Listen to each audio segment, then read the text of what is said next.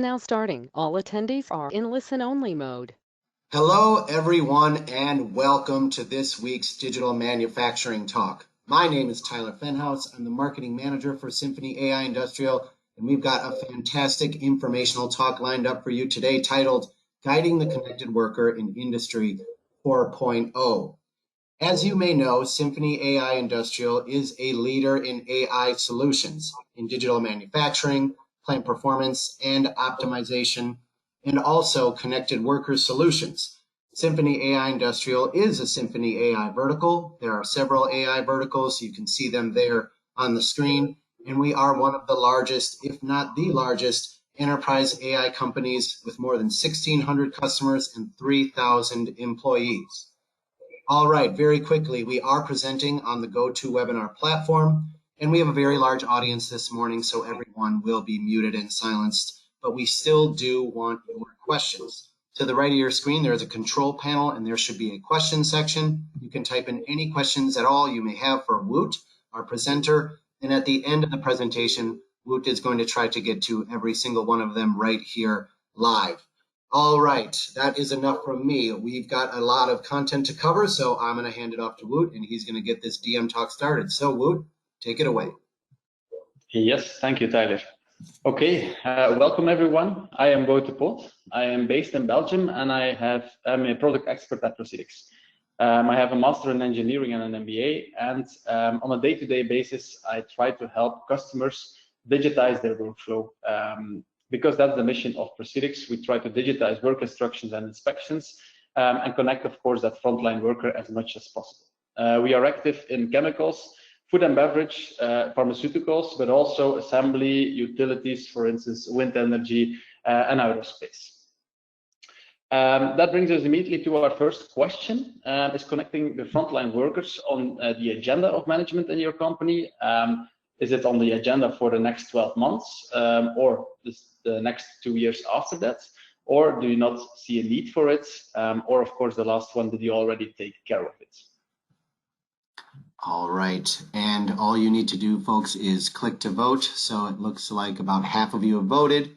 And we're just pulling the audience, and it'll kind of guide how the presentation goes. So, all right, 75% of you have voted. If you haven't voted yet, please get those votes in.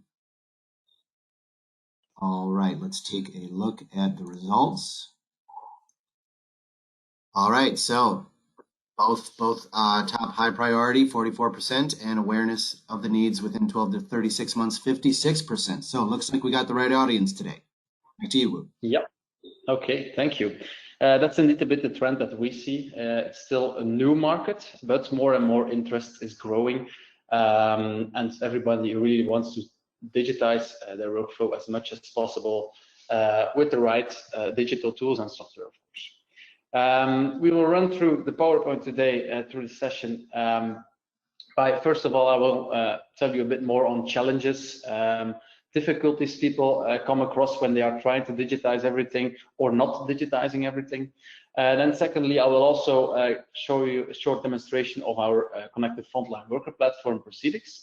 And then in the end, I will quickly cover also some use cases.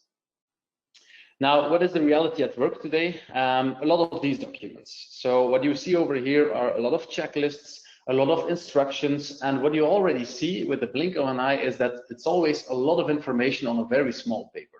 So an operator is actually loaded or overloaded even with information, while, for instance, if they are at step 5, well, at that moment, they don't need to see all of the information for step 4, 3, 2, and 1, and of course, the next steps. At this point, we're actually bothering the operator. We are overloading them with too much information. It starts to cost you actually time to carry out that specific step in the good way. And indeed, of course, this is a picture from food and beverage, but what you really see over here is that a lot of operators are still working on paper, still filling in things. That's then transferred to the administration, who is going to type it in. Maybe they also added some pictures, and they have to add the photo camera to the computer. They have to transfer the pictures and so on. So a lot of administrative burden. And of course, there's a high risk of making typos during filling in those documents, and of course when you're transferring or digitizing, let's say, the information by that is done by the administration team.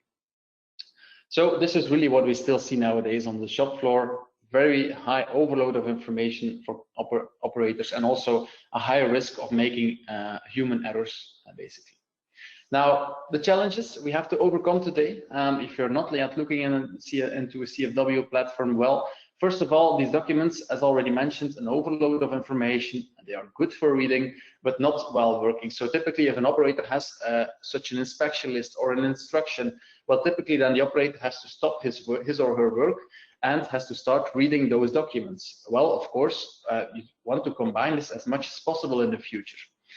Then, if there is an issue or problems arise, well, then of course you always want to analyze what is the root cause of this issue. How can we make sure that this does not happen in the future anymore?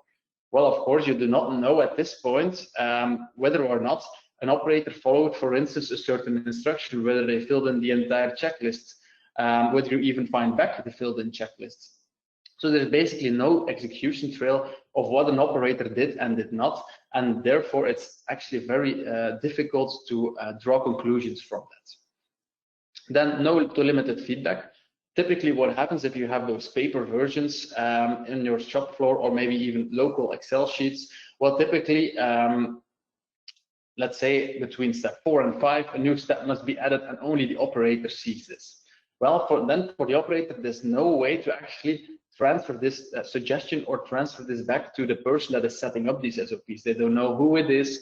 They cannot just call someone. So there's really no way to suggest or to optimize the current workflows. And then as a fourth point, it does not match your real workflow. If you have a lot of papers laying everywhere in the factory, you do not know whether every operator is really working on the latest version. Are they using the latest instructions? It might be very important because let's say that you add a very important safety step between steps 4 and 5. Well, then maybe some people will not be aware of it because they are still working on an old paper version that was somewhere in the corner of the factory. So that's a very important challenge as well. How do you make sure that you can easily manage and maintain updates on these versions? How are you sure that every operator is working with the latest version? Then, of course, we have some future challenges. It's not compatible with personal assistance technology. So let's say you want to look into remote assistance.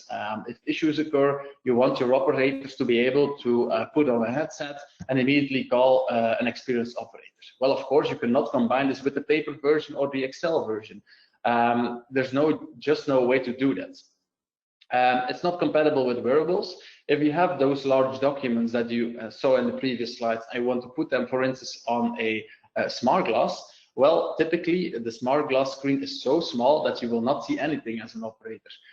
So it's really not possible to overload the operator with that much information on such a small screen, or they won't be able to do anything anymore.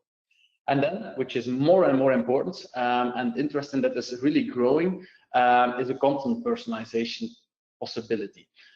So what we actually want to see is that for an experienced operator, we don't want to overload them anymore with all of this information. If you did this, let's say 100 times as an operator, you really know how to do it, and maybe you only need some extra information for step 5, 7, 12, and so on. And all the other information is just bothering this experienced operator. On the other hand, if you're a trainee, you most likely need extra information. So let's say you're at step 5, you're carrying out this instruction. It's just some text and a picture that is indicating how you should do a certain step. Well, maybe you also need an optional extra video that is explaining this step more in detail. Maybe you also want them to have access to the SOP that is added as a PDF file at all times. But again, we don't want to bother the experienced operators also. So this way we can also look into content personalization and try to make workflows, let's say, dynamic based on an experience level, where you do not bother the experienced operators, but also still have enough optional information for on-the-job trainees. And this brings us to what are you looking for a CFW platform? First of all, you need to make sure that every step is defined in clear language and make it snackable in a blink. So you have that, you don't want that large paper with an overload of information anymore. No, you want it to make snackable in the blink, the operator needs to know within the blink of an eye what he or she has to do at this specific step. So it needs to be very clear, and don't bother them with extra information. Secondly, make it accessible while working.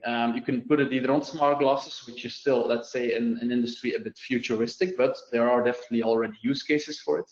But also make sure that it's possible to put it on a very small smartphone, or on a tablet, or maybe just on a personal computer. So really make it mobile and wearable. Make sure that an operator is able to still carry out his or her job while also carrying this device, for instance. And of course, if you look into smaller screens, make sure that the amount of information you want to give at that operator at this specific point is not too much, of course, because it still needs to fit that screen. Thirdly, you want it to match your real workflow. So you need to know within one click of a button that every operator is really using the latest version. You need to have control over that. And because of course you want to manage all of these workflows in the best way possible, and really make sure that your updates are coming through, let's say, instantly. And then as a fourth one, I would say that also a very important one is referring back to the competence level. So really make sure that it matches an operator's information needs. So for experienced operators, we only give them the most important information, the mandatory information maybe, but we also want to have enough information for on-the-job trainees. And of course, you do not want to create two different workflows, because again, that would take you way too much time, and that would actually you will not be able to manage all of this.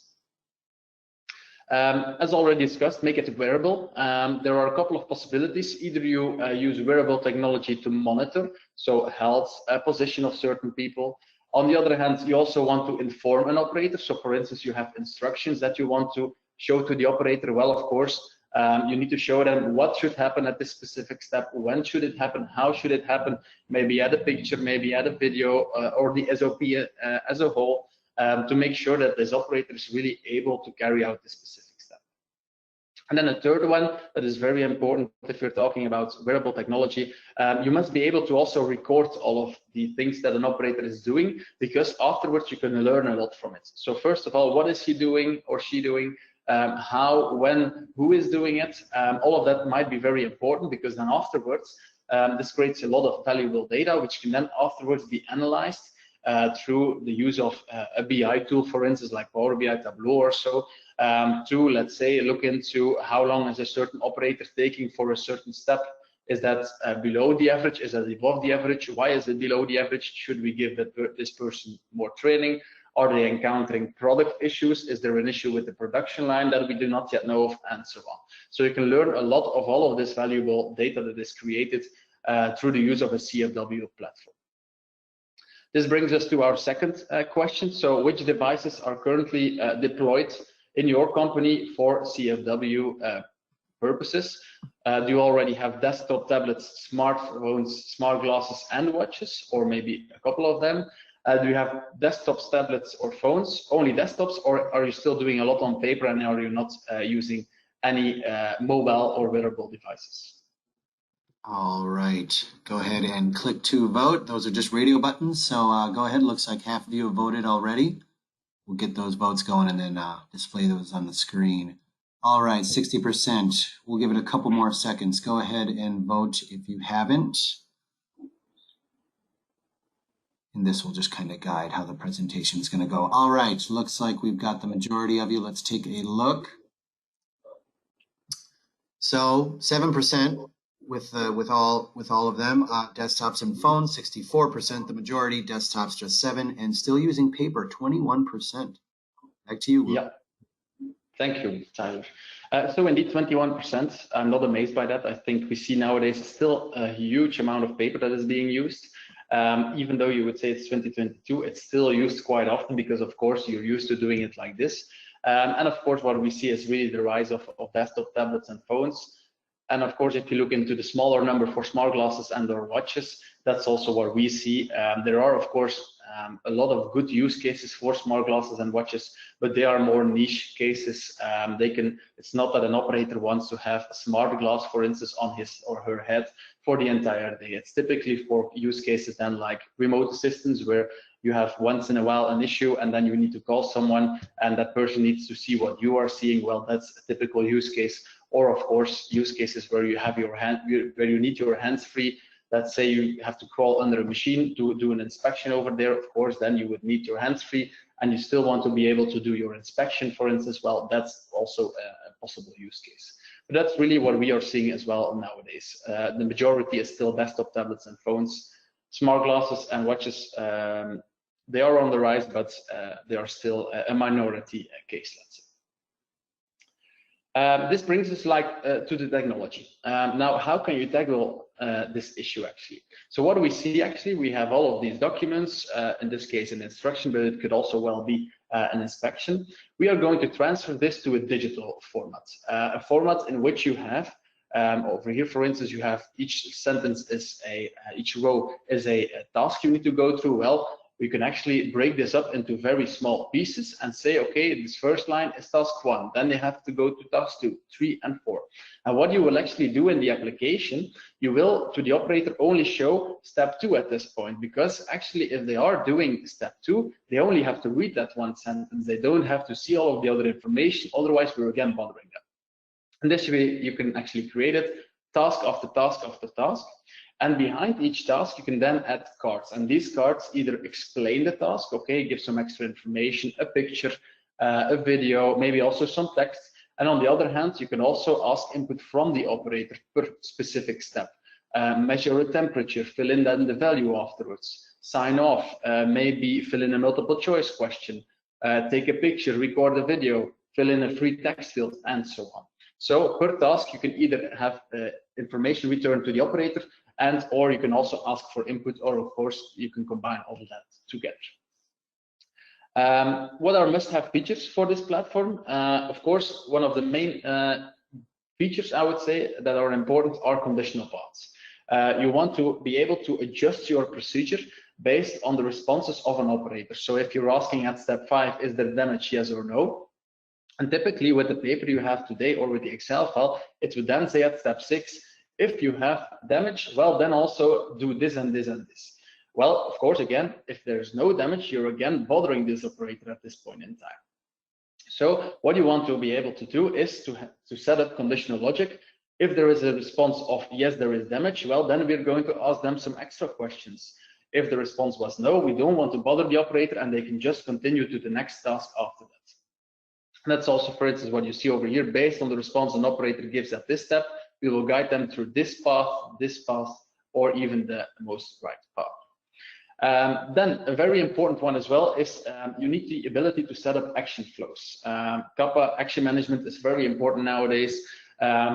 Let's say over 80% of the times an operator goes through a very long list of instructions or a checklist, they come across an issue. And of course, you want them to be able to notify someone of this issue. Also attach some context information. Okay, this is the picture of the issue. This is the description of the issue. It should be fixed by tomorrow, maybe a priority, and so on. And of course, you don't want the operators to only create a ticket with some extra information. No, you also want that the person that receives this action is able to follow up on the tickets. So again, with an action flow, you can create it this way that an action is again a workflow.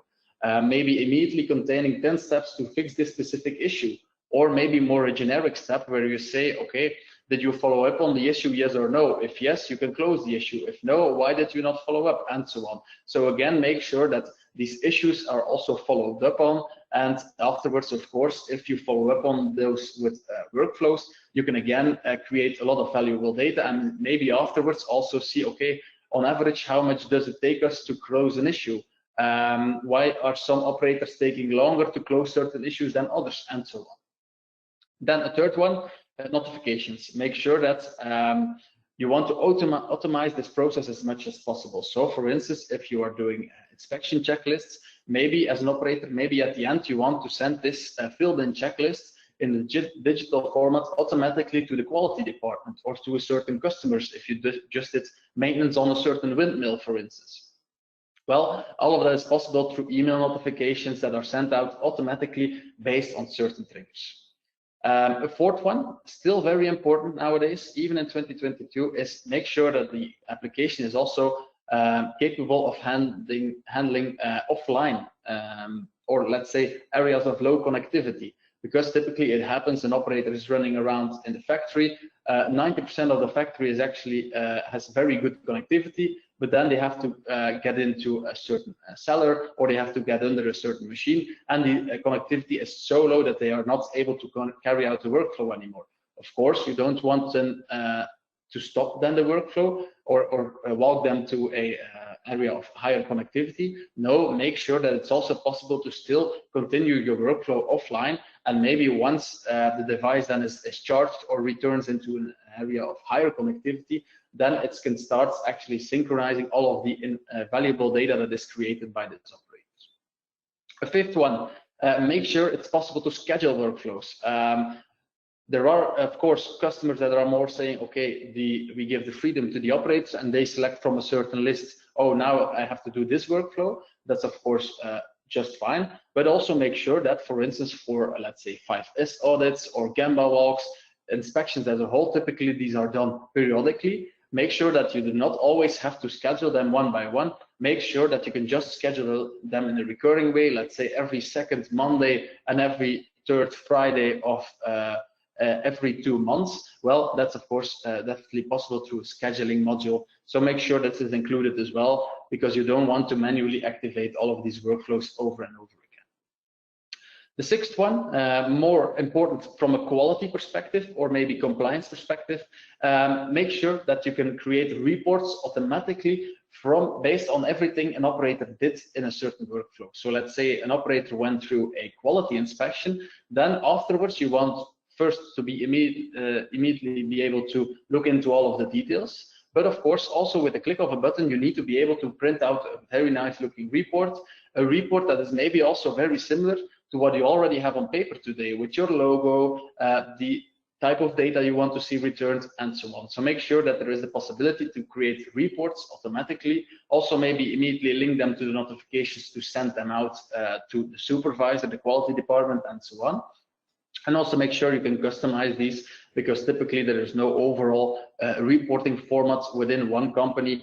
Typically a lot of different departments have their own style of reporting and their own, let's say, KPIs that must be in this report. Then a final one I would say is BI dashboards. Make sure that all of the data you create by letting operators go through certain workflows, well, make sure that you can reuse that data afterwards. You can either reuse this through integrations, reuse this in your own internal systems you already have today, maybe blow information from the CFW platform back to your MES system or the quality management system or so. Or also make sure that you can actually create BI dashboards, for instance, of it, where you can immediately set out tables where you set out all of the operators, all of the tasks within a certain assembly instruction maybe, and that you can immediately see, okay, this operator is taking longer than the average operator. We should go ask this operator, why is this? Should we train this operator more often? Is he encountering more issues for a specific product, and so on. So you can really learn a lot of all of this valuable data that is created through digitizing your workflows and executing them in a digital way. And this is really how a connected frontline worker platform should look like. So there are 3 sides. You have an administrator side. So those are really the people that are setting up all of these workflows. Then, of course, all of this is saved into server parts. And from there on, it's executed by the deskless worker, the connected frontline worker. There are 3 steps to having your own CFW platform. First of all, you have to be able to create and manage all of your workflows. Make sure this is fully no-code. This is very easy to learn because, of course, you don't want each time to call the software company, okay, can you change that workflow? In that workflow, step 5 needs to have a new picture. Can you add that? Of course, that's not doable. Make sure that it's self-sufficient, that it's fully no-code, and that within, let's say, 2 to 4 hours training, you have a couple of key users within your company that can create those workflows. As already mentioned, all of those workflows are saved in 3 types of installations. Again, you can choose for a shared SaaS solution. That's perfectly fine. I would say 75% of the companies nowadays would select that solution. But of course, you have industries like pharmaceuticals, aerospace, or maybe even the very large companies in every industry. that want to move more towards private cloud solutions, on-premises solutions. So again, make sure that you also cover or look for this in a software provider. Make sure that they are able to cover all of those environments and installations. From these installations, it's possible to carry out all of these workflows by the operator. So that's then the second part, executing all of these workflows. This can be device agnostic, so make sure that maybe in the quality department they want to use tablets, but maybe in the maintenance department they are using smart glasses, while in the operations department they just are using very small smartphones because they need their hands free and they put them on a wristband. So really make sure that you are able to cover a lot of device agnostic, a lot of mobile and wearable devices. And also, on the other hand, make sure that you can also cover different operating systems. Make sure you cover Windows, iOS, Android, all of that with Proceedix is possible. So in this second part, the execution part, the operator is really creating a load of valuable data, which can then, of course, be looked into in the third part, the analysis part.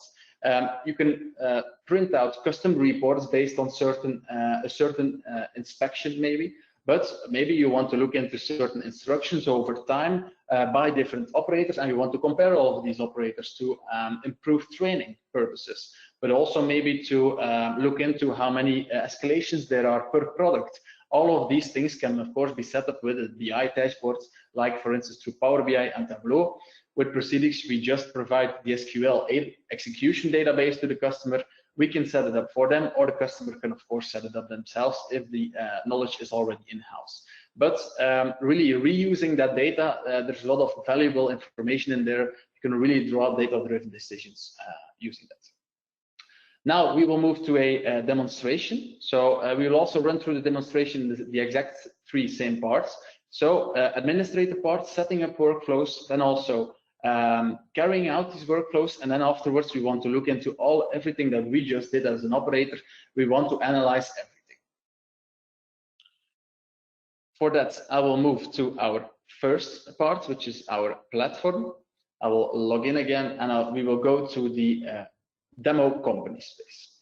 Right now we're on the administrator side, so really the people that typically 2 to 3 key users per company or per department that are setting up all of these workflows. We are within a demo company, and there are maybe even over 100 procedures over here, but we are going to look into a very basic oil check procedure. It's a procedure that covers an oil check of a very normal car, and if the oil level is below a certain minimum, they have to refill the oil level. If not, they have to they can just continue and finish the workflow.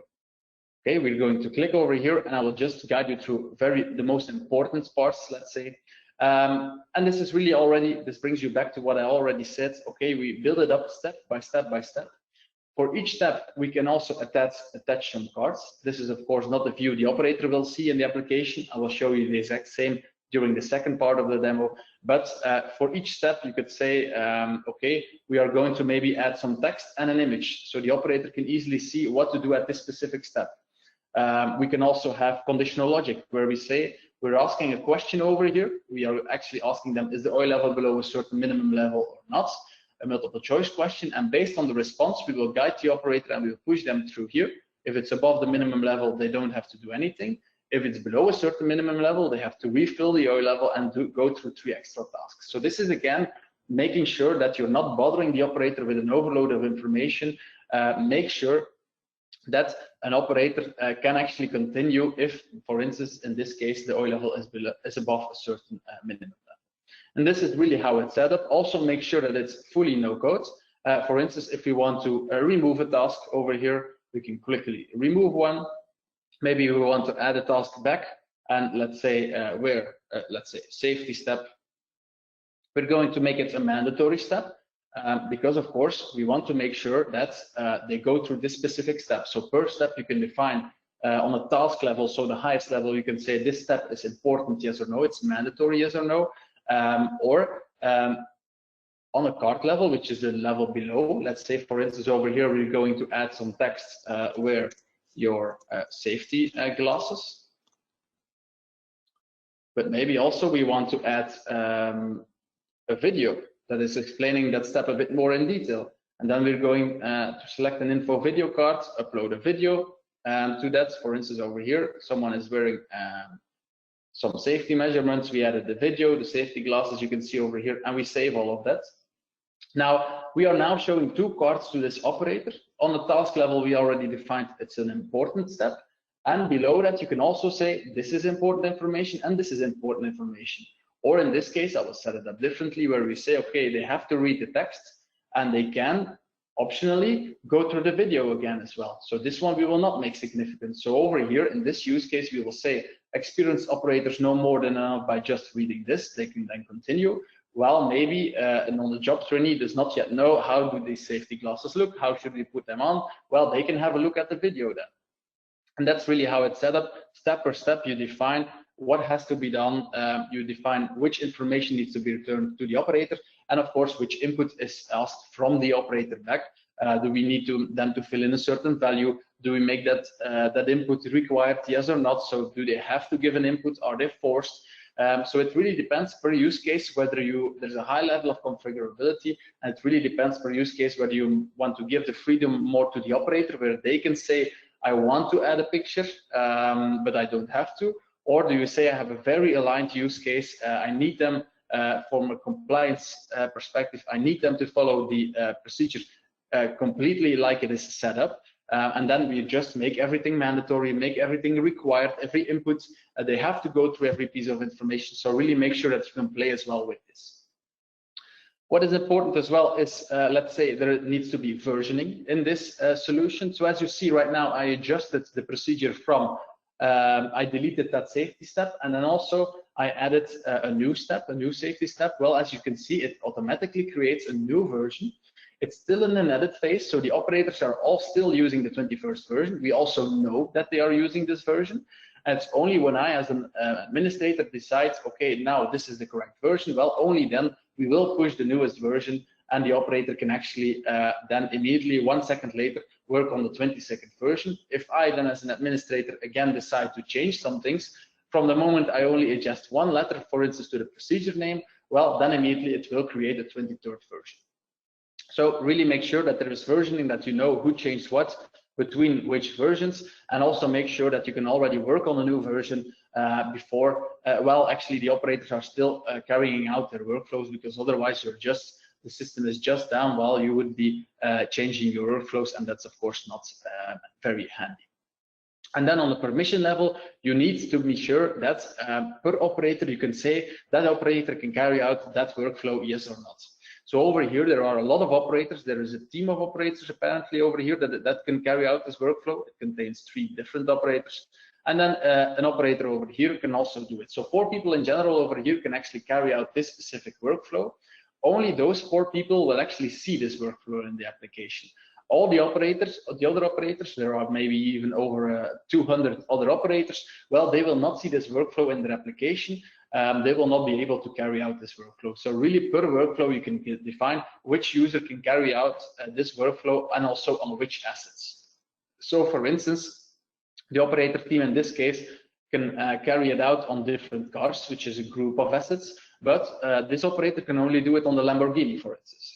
And then, of course, also make sure that during certain workflows, let's say you have a very long workflow of 100 different steps, typically this is not done by just one operator. Make sure that maybe operator A starts and does the first 5 questions, and then afterwards needs to transfer it to someone else. So make sure that it's possible to also transfer executions from one person to another. Let's say you're at the end of your shift and you need to carry out, you need to continue this workflow. Well, the end of your shift, you hand it over to an entire user group, and maybe the person from that group can then take it over, or you just send it out to a predefined person already, or maybe one specific person of this group, and they can immediately carry it out. So also make sure that you can work on workflows together as well with different colleagues. This is it from an administrator side. Now we will move to the second part, which is really executing all of these workflows, and that's done in the application, either iOS, Android, Windows, or on mobile devices, laptops, smart glasses, smartphones, tablets, it doesn't matter. Make sure that you are device agnostic and also operating system agnostic. Right now, you see our Windows application. I am logged in as one of these operators. Operator CFW is actually part of this specific group of cars, and it can carry it out on one of the cars. As you see, I am actually seeing right now 5 different procedures. I can always carry them out. You could also decide, okay, I'm going to use the scheduling, and I'm going to say we will not be using the procedures list. No, we're always going to schedule certain workflows, and then as an operator, I just come in the office in the morning, I look into my to-do list. Oh, I still have a couple of planned procedures. I have to do an oil check on a Porsche, also on the Lamborghini, apparently, and so on. And you just go through your to-dos and complete your to-do list for the day. But in this case, we're going to work from the procedures list. As you see, there are 5 workflows in total. There are over 100 workflows defined in this company. But me as an operator, I only see these 5. Why is that? Because for these 5, I received permission that I can carry them out. I'm going to disable my camera, otherwise it won't let me scan a QR code in a second. So we're going to do the oil check. So it's just the equivalent of what we just saw from an administrator perspective on the board. We are carrying out the oil check. First, we have to select on which asset we are going to do. This is a predefined list. It's also possible to scan a free barcode that is each time different, maybe, or you could, of course, also skip this step. It's just a way of adding metadata, because afterwards, maybe you want to look into all the quality inspections that you did on all those wind turbines, and you want to be sure, okay, that day, 3 months and 7 days ago, on that specific day, I did it on wind turbine A. Well, the next day I did it on wind turbine B and C, and maybe afterwards you want to be able to make that that difference between both executions. Okay, let's say we're going to do it on the Porsche, one of the 3 cars, and we start the workflow. As you see the exact same steps returned over here. The safety step was part of a newer version, so you do not yet see this as an administrator, as an operator. No, that's only when we would push that 22nd version, only then we would see this extra step. And then you have the exact same steps. As you saw over here on the portal in the flow editor, there are a lot more steps defined, these 3, but you do not yet see them in the application. Why is that? Because it depends on the response we give over here as an operator. So right now, we're not bothering the operator with too much information. Only when we over here say the oil level is below a certain minimum, only then we will actually see those extra steps. But okay, we have 5 steps in total. This is, of course, just an example. You can set it up the way you would like. But in this case, it first shows us whether there are still open actions. Are there still issues that arise during previous oil checks on this specific car that maybe I, as an operator, need to be aware of? Maybe you're working on a production line, and during the previous shift, I'm not yet aware, but there was a large issue that caused a very dangerous situation. Well, maybe you want to be aware of, but in this case, there are only normal non-conformities, medium priorities. With an oil stick that was broken, doesn't matter for us. We can still continue the work. But maybe in this case, there was a cancelled one. All of them are mediums and even a low one. So actually, in this case, there is no issue, not a high priority one. So we can just carry on with our workflow. What is important is that there is one step over here that is defined as mandatory. So remember that per step and even per card of that step, you can define the input is mandatory, the information needs to be looked at, or the step as a whole is mandatory. And in this case, the second step is mandatory. This has some implications. If we go to the overview, you see that right now we cannot yet finish the workflow because we still have to carry out that one mandatory step. Again, it depends on your use case. Do you want to give freedom to the operator and say only steps 2, 4, and 8 are important and are mandatory? Or are you maybe in a, let's say, a high compliance environment where you need the operators to go through every step really in detail? Well, then you make everything on a card level important and required, and also everything on a task level, make that mandatory. So all of these 5 would then light up in red. But in this case, you will see if I go back to that second step, if I over here select one of these options, then it means that we went through this task, we completed this task. If I then go to the overview, you will actually see that indeed I can now finish off this workflow. What is important is that at whatever point in time throughout the workflow, the operator can add as many notes, pictures, videos, and audio as he or she would want. So let's say we're going to add a note. This is a webinar. Okay, And maybe you also want to add a certain picture. Let's say we're going to take a picture. Okay, we add a picture and maybe also add a comment. This is a webinar. And maybe we also want to draw something on it in a certain color, let's say in cyan. Okay, the issue is over here, it needs to be cleaned, for instance. Okay, we added that. So that's more an optional way of suggesting things to administrators, or maybe escalate something to a maintenance department or so. At every point in time, it's also possible to request actions. In the second, this is more, again, an optional way, as well as adding notes and so on. So you're, again, giving freedom to the operator. If they want to escalate, they can escalate, but it's not required. Of course, if we can also set it up this way, that we force an operator to escalate it. For instance, over here, we're pulling the joystick and check. Well, over here, let's say we push the decline button. We're not able to pull this joystick. Well, in this way, it's set up that we immediately have to send out this escalation to someone. We have to notify someone of a non-conformity. We will select someone or maybe send it to the entire team, and the first one that has time takes it up. Well, but in this case, I will just send it to a certain technician. In this case, it's also asking us for a certain description, severity, due date, and also an optional picture. We're going to fill this in, but again, if you want over here as an action context that they add 5 pictures, 25 videos, and 10 multiple choice questions that have to be filled in, of course, that's also possible. This is just an example. So let's say the oil stick is missing. As you see, we cannot yet send the action. So again, per input, we defined, yes, this is important. No, this is not important. Say low severity, it's not the biggest issue because I can still measure how much oil there is. And let's say it should be resolved by tomorrow. As you see right now, we're able to send the action. We can still add a picture. I will just draw something. Or you can also add a picture, of course, through here, or upload one from your disk. We send out the action, and we now continue our workflow.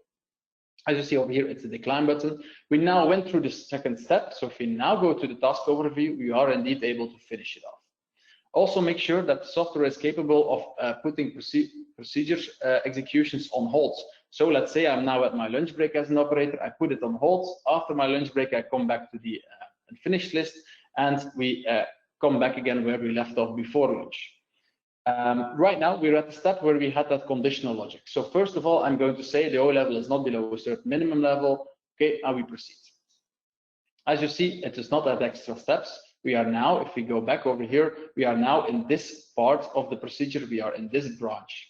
Now, if we change our response from no to yes, first of all, we will track and trace everything. So afterwards, in the execution details, which is the third part, and the analysis, I will actually show you that indeed we see that the response was changed from no to yes. So that's already a very important part towards quality and compliance.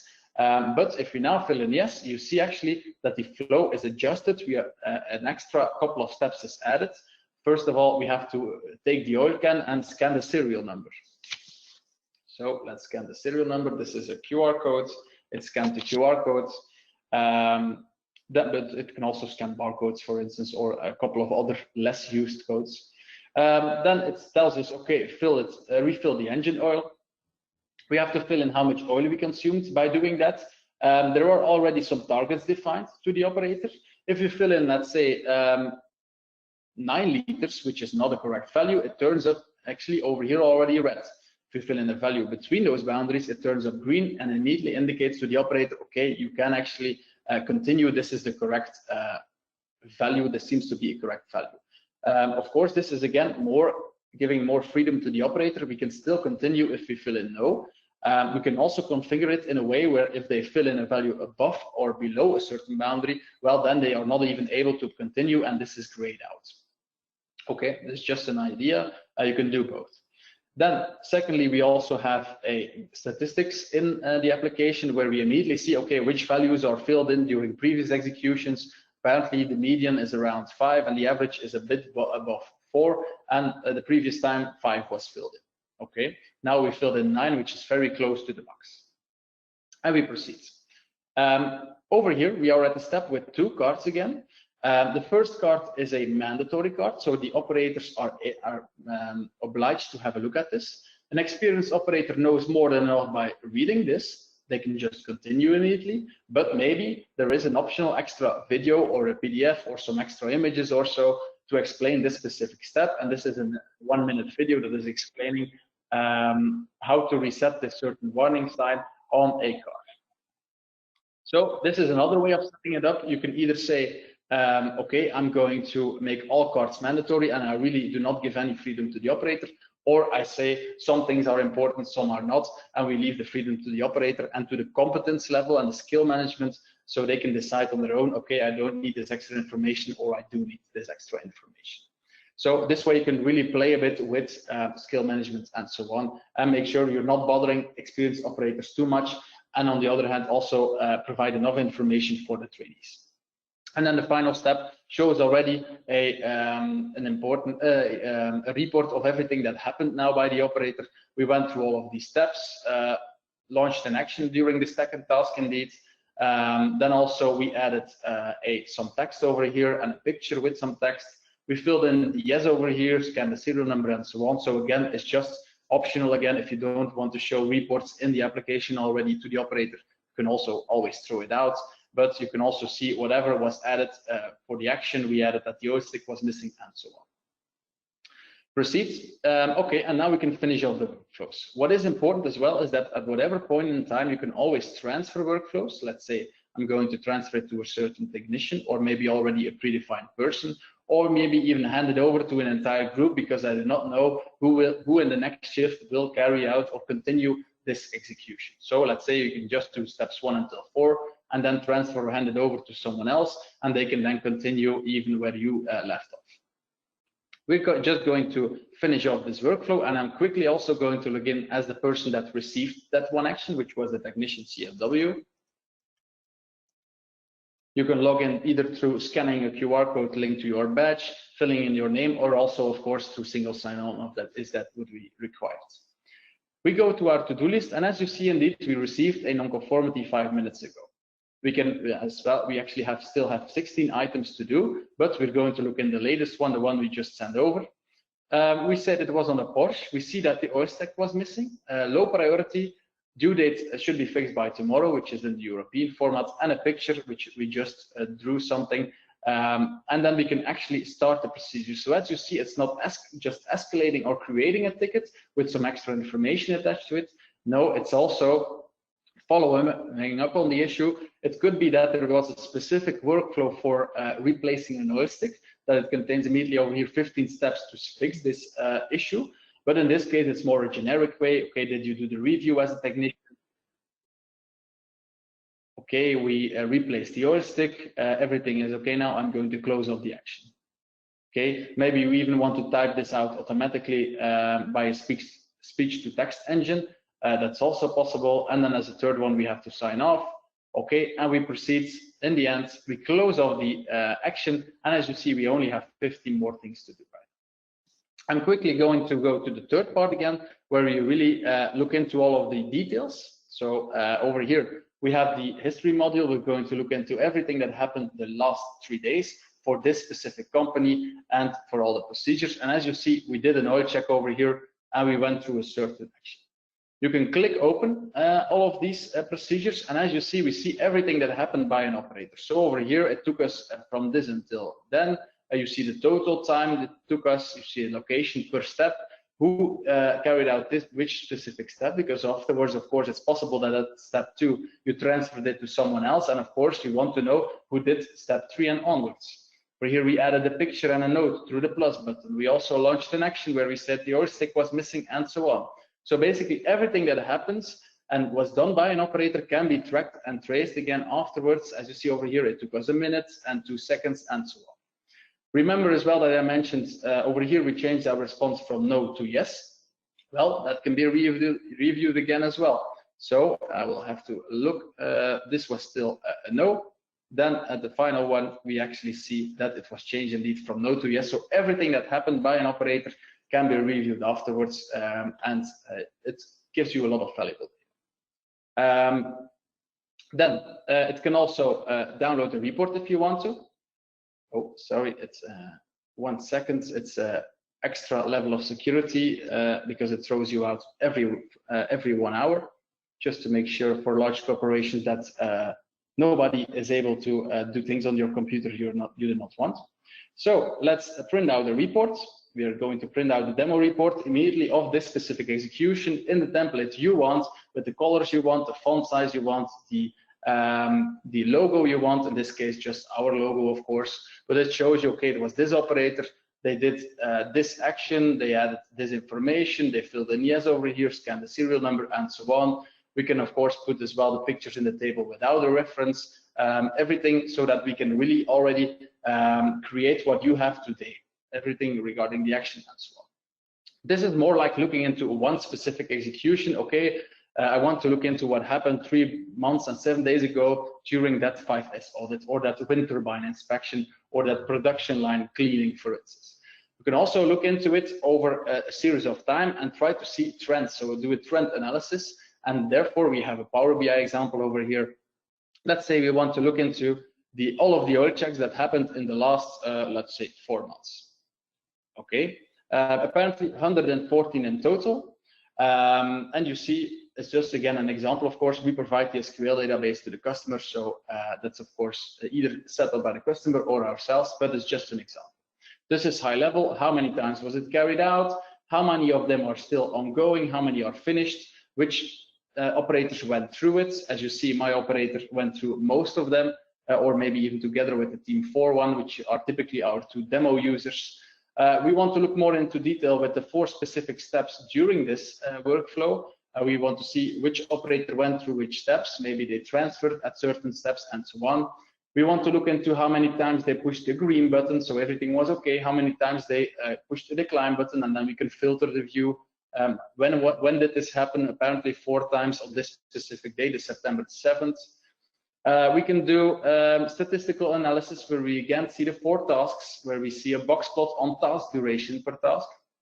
We see that over here the spread is the largest during the 2nd task. Why is that?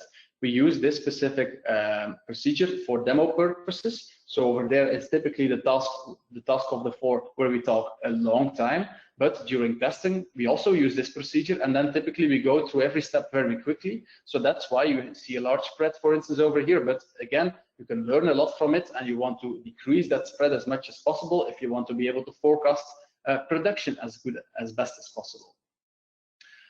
You can create Gantt charts where you can see, okay, this is how they went through it. They always pushed the proceed button. I want to see this. I want to see this one, and so on. So really see per execution what is really the flow through which they carried out specific steps. And maybe even go towards tables like this where you see all of the specific steps of a workflow. You see all of the different operators, and you see that, for instance, over here, Anderson on task duration per step, Anderson is taking a very long time on average during the oil consumption step. Why is that? Should we train Anderson more or better? Is Anderson working on a more difficult product? Is Anderson encountering a lot more issues with the production line he's working on a certain specific part? So you can really learn a lot from that. You could also do it from the other way, where you say this specific operator is not really only takes 2 seconds per step. Well, maybe that's not interesting. Why is he only taking 2 seconds per step? Maybe he's just going way too quickly through the workflow, and they are just not doing or following the instructions. Maybe you want to see escalations per operator per specific step, or per production line, where you can define, okay, production line 2 is having a lot more issues than the other production lines, specifically if it's shift 1 that is working on it. Why is that? So you can really learn a lot of this valuable data, I would say. Okay, this is it for the demo. We will now go through some final slides, and then also I will try to cover some questions finally. Okay, it's also possible to integrate, of course, your CFW solution, whether you want to blow in information from, let's say, an MES system into Proceedix and create a one-time only execution. Because maybe it might be that you're in a high variability environment. Every product that is coming down the production line is different. And of course, you don't want to create one specific workflow for each variation. Well, then maybe you could just reuse the MES data, blow this into Proceedix, creates this one-time only execution. And maybe, for instance, if you're building tractors or large machinery, you're at the painting station. For the one that is upcoming, it needs to instruct the operators to take the blue paint, but the one afterwards, it needs to instruct the operators that they need to use red paint, and so on. So you can really create very specific one-time only executions by reusing data in already internal systems on your site. Of course, could also be during an inspection that you have, you are scanning a certain code. Let's say we have a cleaning procedure, we need to use a cleaning product. You scan the barcode on the product at step 2. It checks in SAP whether this product is still valid or not, and it returns back in Proceedix, okay, it's past the expiry date, throw it in the bin and take another one and scan that one again, or no, it's still valid, you can still use it, go on. And of course, let's say you create, there are also outbound integrations where, let's say you create an action, an escalation in Proceedix. You also maybe want that to create a ticket automatically in your quality management system, and so on. And of course, the use of remote assistance, web services, IoT tools like read-in temperatures of a thermometer connected via Bluetooth to your device automatically, so the operator again has no room for human error, and so on. All of that is possible. Now, what is the place of Proceedix within this landscape of, let's say, digital solutions? You have WMS systems, MES systems, e-learning management systems, and so on. We do not want to replace that. As a CFW solution, you should be actually in addition to all of these solutions, because we really see that the use case is sometimes in maintenance, sometimes in quality, sometimes in learning, maybe in warehouse management, and so on. So we really see instructions and inspections everywhere, and we try to integrate as much as possible with all of these systems to make sure that we're just an addition to all of these systems and not a replacement, because that's really not what we're trying to be. Now, what are typical use cases we are covering with Proceedix? You see them over here. Inspections and instructions in general, but more in detail, we see a lot of quality control, inbound, outbound, sample quality controls, testing for salmonella, for instance, in food and beverage, but also walk the floors, asset monitoring, line monitoring, do an asset inspection, NEHS inspection, 5S audits, Gamba walks, all of this on the inspection side. On the instruction side, I would say line startups, they have to go through a large number of instructions to start up a certain line, set all the different parameters, cleaning of a line, changeovers, also, of course, by the maintenance department to repair certain things, and of course, total productive maintenance as well. So maintenance is already mentioned. So these are really the main use cases. I would say, as you see, there is a high variability in those use cases. We can be used by quality, sometimes by maintenance, sometimes by operations, and so on. Okay, that brings us to the last poll before the end of the session. What is or would be the primary driver for connected frontline worker in your company today? Is that quality? Is that reliability? Or are you more into productivity and compliance? All right, fantastic. Whoa, that was a great demo. It really showcases the utility of these solutions. I mean, I know I'm not your target audience, but I was I was impressed. Sometimes I see like demos like this, and I don't know the software front to back, so to actually see how it's utilized is great. All right, everybody, vote. It looks like half your votes are in, and then we're going to be able to quickly possibly get to your questions. We are rounding the top of the hour. We did have a lot of requests for the recording of this presentation and demo, and we will have that recording available. If you want that, please go ahead and ask in the chat, or you can send the email that was connected to this invitation. So I'm going to go ahead and share the results. So it looks like a broad across the board: quality 25%, reliability 50%, and productivity 25%. So I'm not sure if that's common, Wout, but I mean. Yeah, that's quite common indeed. I think productivity remains like the most important one. Quality is becoming more and more important. That's also what we see. Compliance, being able to immediately print out reports of quality inspections and so on, being able to trace back everything that is done by an operator. All of that is, of course, more and more important.